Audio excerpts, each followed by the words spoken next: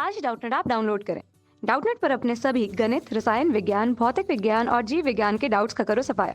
बस प्रश्न की फोटो खींचो, एक ही प्रश्न को क्रॉप करो और तुरंत वीडियो सोल्यूशन पाओ। अभी डाउनलोड करें। हेलो दोस्तों, आइए देखते हैं एक और सवाल। आलेखीय विधि द्वारा सिद्ध कीजिए कि रैखिक समीकरण युग्म 2x माइनस 3y बराबर 5 और 6y माइनस 4x बराबर 3 असंगत है, अर्थात कोई हल नहीं रखता। तो देखिए, सबसे पहले मैं इसके लिए एक ग्राफ बना लेता हूँ, क्योंकि आलेख से हमें ये दिखाना है, तो उसके लिए आलेख जरूरी है। तो देखिए, आलेख कुछ इस तरह से बनेगा। एक तो ये हो गया, ठीक है, और एक दूसरा आलेख और बनाना है, तो समझिए कि वो इस तरह से हो गया। ये ले लीजिए, ठीक है। अब इसके बाद क्या होगा, इसके बाद ये देखिए कि इसके ऊपर मुझे पॉइंट्स बनाने पड़ेंगे। तो मैं पॉइंट्स बना देता हूँ, 1 2 3 और ये हो गया 4। इसी तरह से यहाँ बना दीजिए 1 2 3 और ये 4, ठीक है। और इसी तरह से यहाँ नीचे बना दीजिए 1 2 3 और ये 4, और इसी तरह से इधर बना देते हैं 1 2 3 और ये 4, ठीक है। अब देखिए, ये आपका x अक्ष है और ये आपका y अक्ष है, ठीक है। ये माइनस का y है और ये माइनस का x है। अब देखिए, पहला पॉइंट हम कैसे निकालेंगे, तो 2x माइनस 3y बराबर 5, ठीक है, ये है दिया हुआ। तो यहाँ से हम क्या करेंगे, हम x y के मान निकालते हैं, ठीक है। हमें रेखा बना के दिखानी पड़ेगी, ठीक है, क्योंकि ये एक रेखा का समीकरण है। वैसे ये जो समीकरण है वो किसका है, एक रेखा का समीकरण है, एक लाइन का समीकरण है, ठीक है। तो देखिए, हम यहाँ पर क्या करते हैं, सबसे पहले तो जब x की जगह पर 0 रखेंगे, जब x की जगह पर 0 रखेंगे तो y कितना मिलेगा हमें, y हमें मिलेगा माइनस का 5/3, ठीक है। और जब y की जगह पर 0 रखेंगे तो x कितना मिलेगा हमें, 5/2, ठीक है। एक तो ये हो गया, और ये भी कह सकते हैं हम कि अगर मैं x बराबर कितना रख दूं, अगर x बराबर मैं 6 रख दूं तो मुझे y बराबर कितना मिलेगा, या x बराबर अगर मैं 3 रख दूं तो 3 दूनी 6 और 5 में से 3 गया, मतलब इस तरह से हम x और y के मान निकाल लेंगे, ठीक है। अब यहाँ पर दूसरा जो हमारी पास समीकरण है वो है माइनस का 4x प्लस का 6y बराबर 3। तो इसके लिए हम क्या करेंगे, हम दो समीकरण निकालेंगे, ठीक है। तो देखिए, ये x और ये y, ठीक है। अब x की जगह पर अगर हम 0 रख दें, ठीक है, तो y हमें कितना मिल जाएगा, 1/2। और अगर मैं y की जगह पर 0 रख दूं तो मुझे x क्या मिलेगा, माइनस का 3/4, ठीक है, इस तरह से। तो अब मुझे इन लाइन को इस ग्राफ पर दिखाना पड़ेगा। तो देखिए कैसे दिखाऊंगा, अगर मैं यहाँ पर x बराबर 1 रख देता हूँ, x बराबर कितना रख दूं, 1 रख दूं, तो x बराबर जरा 1 रख के देखना कितना आता है। ये हो जाएगा 2 एकम 2 और 3y बराबर 2 माइनस का 5 यानी कि माइनस का 3। तो यानी कि और 3 से जब भाग जाएगा तो y आ जाएगा माइनस का 1, ठीक है।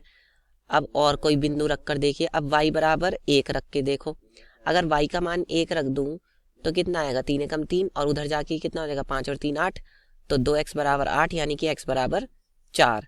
तो बिंदु आपके पास कौन सा आ गया, 1 माइनस 1। तो देखिए, 1 ये रहा और -1 नीचे है, तो यानी कि ये वाला बिंदु आ जाएगा आपका 1, ठीक है। और दूसरा बिंदु क्या आया है आपका, 1, 4। तो जरा ध्यान से देखिए, 1, 4 कहाँ है, यहाँ है, ये रहा, ठीक है, ये वाला बिंदु 1, 4। तो इन दोनों बिंदुओं से जाने वाली रेखा का समीकरण, तो देखते हैं क्या होगा। तो ये कुछ इस तरह से जाएगी रेखा, सीधी सीधी, ये देखिए, ये हो जाएगी वो रेखा, ठीक है। ये है वो रेखा जो जा रही है किससे, इसका नाम क्या है, 2x माइनस 3y बराबर 5, ठीक है। अब हम क्या करेंगे, अब इसके बाद हम नहीं सॉरी, थोड़ा सा गलत हो गया है, ये मैं आपको दोबारा दिखा देता हूँ, थोड़ा सा ये वाली लाइन नहीं है। देखिए पॉइंट जो है वो दर्शाने में थोड़ा सा गड़बड़ हो गई।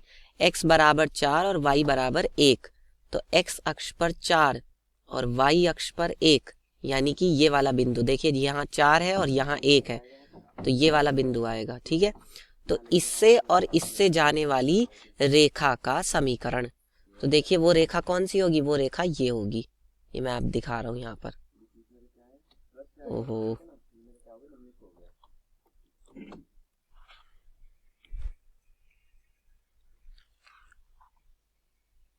देखिए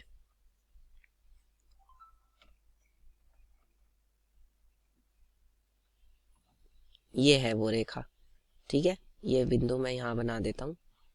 ठीक है, तो इस तरह से यहाँ से जा रही है ये रेखा। ठीक है, अब इसका नाम है ये जो ये रेखा मैंने बनाई है। ठीक है, अब दूसरी कौन सी रेखा है, दूसरे में अगर मैं यहाँ पर x बराबर 1 रख देता हूँ तो मुझे y बराबर कितना मिलेगा, 4 एकम 4, 4 और 3 7, तो ये y बराबर, तो इससे तो नहीं हो पाएगा। चलिए और कुछ रख के देखते हैं, x बराबर 2 रख के देखते हैं, कोई ऐसा बिंदु मिल जाए जिसे हम दर्शा सकें।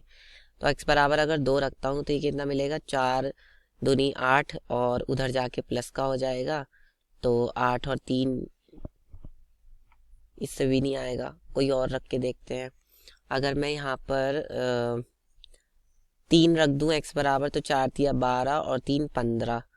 ठीक है, तो 15 और y बराबर, तभी ये आपका जो आएगा, ये अगर मैं x बराबर 1 रखता हूँ यहाँ पर, तो y का मान आपका कितना मिलेगा, y का मान मिल जाएगा 4 एकम 4, 4 और 3 7, यानी कि 7/6। ठीक है, और अगर मैं यहाँ पर y बराबर 1 रख दूँ तो x बराबर कितना मिलेगा, 6 हो जाएगा, और ये 6 में से 3 घट जाएगा बराबर 4, यानी कि 3/4। ठीक है, तो ये आ जाएगा। अब अगर, तो इसी तरह से मैं ये जब इस लाइन को भी जब मैं यहाँ पर दर्शाऊंगा तो कौन कौन सा बिंदु आएगा, अब देखिए 0 और 1/2 आ रहा है ये बिंदु, 0 और 1/2, तो 0 और 1/2 कहाँ होगा, x अक्ष पर 0 और y अक्ष पर 1/2, वो यहाँ कहीं होगा। ठीक है, ये रहा, यहाँ दिखा दिया मैंने ये।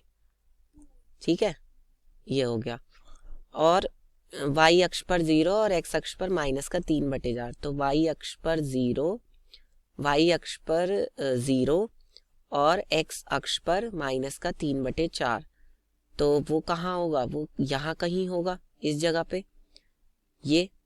अब इन दोनों से, इससे और इससे जाने वाली रेखा का समीकरण, तो देखिए इससे जब इन दोनों से मैं खींचूंगा एक रेखा, तो ये भी कैसे गुजरेगी, ये इस तरह से गुजरेगी।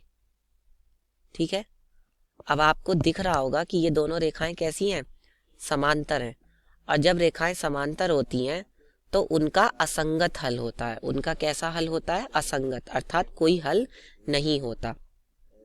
या आप ऐसे भी निकाल सकते हैं कि a1/a2 बराबर b1/b2, ऐसा अगर आ रहा है और ये बराबर, तो देखिए दोस्तों ऐसे भी हम पता कर सकते हैं कि अगर a1/a2 बराबर b1/b2 बराबर नहीं है c1/c2 के, तो भी हम कह देते हैं कि असंगत हल है। ठीक है, अब हमें ये चेक करना है, तो कैसे करेंगे, देखिए सबसे पहले तुलना करेंगे, इसकी पहली समीकरण जो है इसकी तुलना करेंगे, तो हम यहाँ से देखेंगे कि a1 बराबर है 2, b1 बराबर है -3 और c1 बराबर है -5। अब -5 कैसे है, क्योंकि 5 इधर आएगा तो माइनस का हो जाएगा ना, इसलिए, क्योंकि रेखा का जो व्यापक समीकरण होता है वो a1x plus b1y plus c1 बराबर कितना होता है, 0 होता है।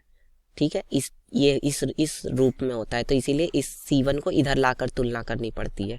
ठीक है, अब देखिए दूसरी समीकरण जो है इसमें पहले y का है, तो इसलिए पहले आप इसमें गलती मत कर दीजिएगा, पहले x का गुणांक आएगा, x का गुणांक क्या है, -4, तो इसलिए a2 बराबर कितना आ जाएगा, -4, और b2 बराबर क्या आ जाएगा, 6, और c2 बराबर क्या आ जाएगा, -3, क्योंकि ये जो 3 है ये भी इधर आएगा। ठीक है, तो अब देखिए, अब a1/a2 कितना आ जाएगा, अब हमें यही चेक करना है, तो a1/a2 आ जाएगा आपका,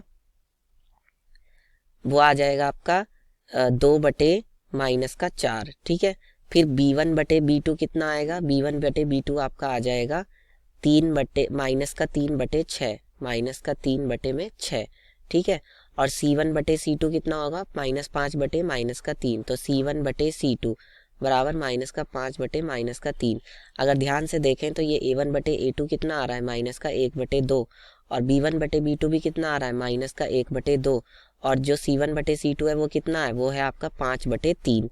तो इसका मतलब जो हमारी बात थी वो संतुष्ट कर रही है कि A1/A2 जो है वो B1/B2 के बराबर है, और ये किसके बराबर नहीं है, C1/C2 के। तो इसका मतलब हमारी जो दोनों समीकरण हैं उनका असंगत हल है, अर्थात कोई भी हल उपस्थित नहीं है, कोई हल नहीं है। तो इस तरह से हम प्रश्न को हल कर लेंगे आलेखीय विधि से, और ये जो शर्त है इसे लगा करके। कक्षा 6वीं से 12वीं से लेकर नीट, IIT, JEE वो एडवांस के लेवल तक 1 करोड़ से ज्यादा छात्रों का भरोसा।